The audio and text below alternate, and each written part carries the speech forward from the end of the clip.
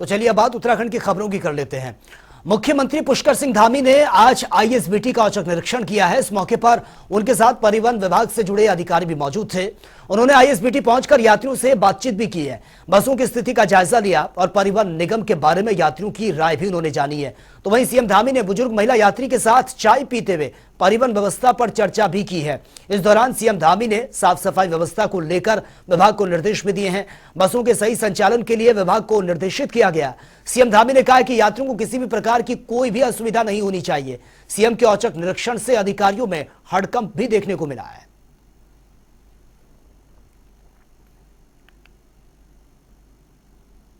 कमियां हैं जितने प्रकार की चाहे डग्गामारी की हों या अन्य शिकायतें हों, उन सभी को दुरुस्त करना है और हमारे अधिकारीगण जो इस व्यवस्था में लगे हैं वो इसको व्यवस्थित करेंगे।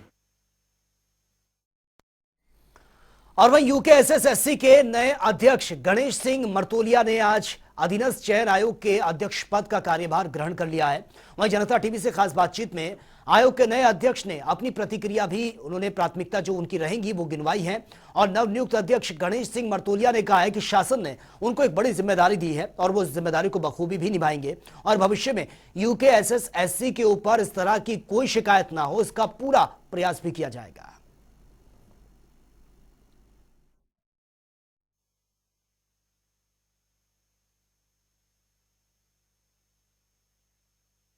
यूके में तीसरे अध्यक्ष के तौर पर पूर्व आईपीएस अधिकारी रहे गणेश सिंह मार्तोलिया जी ने आज चार्ज संभाल लिया है और इस वक्त जनता टीवी से खास बातचीत के लिए खुद मौजूद हैं।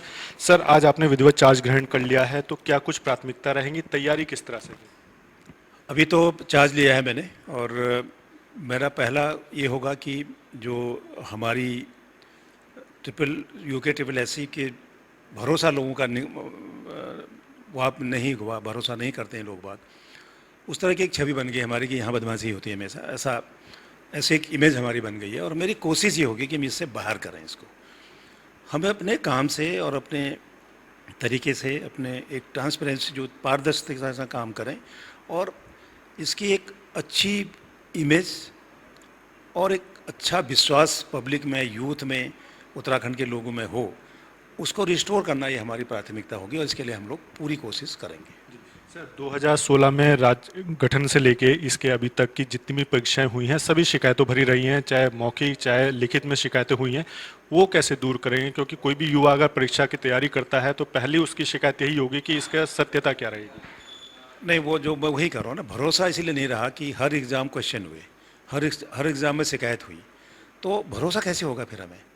हमारी कोशिश ये होनी चाहिए कि हम एग्ज़ाम इतनी पारदर्शी तरीके से करें जिसमें गुंजाइश ही न हो कि कोई हम पे उंगली उठा दे कि साहब इन्होंने ओएमआर शीट बदल दी या बदमाशी कर दी। इतनी ऐसा कोशिश हम करेंगे, ऐसा सिस्टम बनाने की कोशिश करेंगे। चाहे हम विशेषज्ञों की राय लें, इसमें उनसे भी मदद कर सकते हैं, हम आईआईटी से भी मदद कर सकते हैं।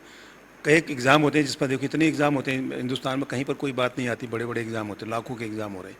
इन लोगों से एक्सपर्ट ओपिनियन ले सकते हैं हम लोग। कोशिश करेंगे कि ऐसा सिस्टम हम लोग अडॉप्ट करें, बनाएं, जिससे इस तरह की शिकायतें ना हो। जो एग्ज़ाम हो गए हैं उनके बारे में कुछ इंक्वायरी हो रही है, कहीं एसआईटी, कहीं विजिलेंस की जांच हो रही है, उनको छोड़ के जब नए एग्ज़ाम होते हैं उनके लिए हमारी कोशिश होगी कि हम ऐसा काम करें जिससे यहाँ के यूथ को विश्वास हो कि अब यूके अब ठीक काम करेगी, हम पे उन पर विश्वास करना चाहिए, विश्वास होना चाहिए।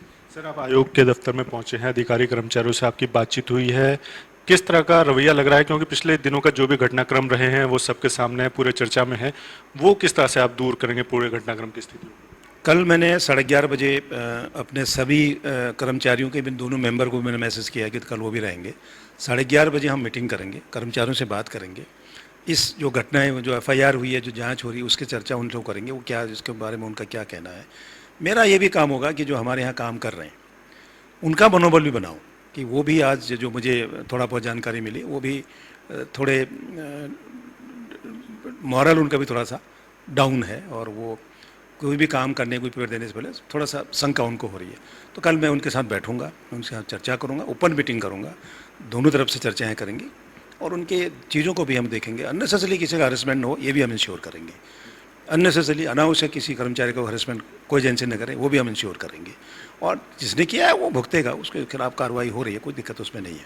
सर लास्ट सवाल, युवाओं को कैसे मोटिवेट करेंगे, क्योंकि आपका सीधा जो सरोकार होगा वो युवा से ही होगा, क्योंकि तैयारी वही करते हैं, वही भावी भविष्य के तौर पर होंगे, उनको कैसे मोटिवेट करेंगे? देखो, युवाओं के लिए तो मैं पिछले 2-3 साल से, इवन कोविड में भी मैंने युवाओं के साथ काम किया है, और मैं ये मानता हूँ कि हमारे युवा हमारे ताकत है, हमारी शक्ति है। अगर यूथ सही दिशा में गया तो हम बहुत कुछ कर सकते हैं, अगर यूथ बिगड़ गया तो हम लोग बहुत नुकसान में आ सकते हैं। इसलिए मैं उनको खेल के प्रति, फिजिकल फिटनेस के प्रति, पुलिस तमाम भर्तियों के प्रति, इनको मैं ट्रेनिंग भी देता था, खुद रहता था वहाँ, 20-20 दिन 22 दिन का कैंप चलाते थे। तो मैं उसी मानसिकता का हूँ कि यूथ को सही दिशा दो, और यूथ अगर मेहनत करके एग्ज़ाम दे रहा है तो उसके साथ धोखा ना हो, ये मेरा प्रयास होगा। उसकी मेहनत के हिसाब से उसका फल मिलेगा, ये मेरी कोशिश होगी। तो ये थे आयोग के नवनियुक्त अध्यक्ष गणेश सिंह मारतोलिया जी, जिनका साफ तौर पर कहना है कि आयोग की कमान उनके हाथों में आ चुकी है, तो उनकी भी कोशिश यही होगी कि जो भी बेरोजगार युवा अगर एग्जाम में बैठते हैं तो वो पूरी तरह से तन्मयता के साथ एग्जाम दे और उनके साथ किसी भी तरह का धोखा ना हो। कैमरामैन अनूप भट्ट के साथ अजीत काम्बोज, जनता टीवी, देहरादून। तो फिलहाल इस बुलेटिन में मेरे साथ इतना ही, लेकिन तमाम खबरों के लिए आप बने रहिए जनता टीवी के साथ। नमस्कार।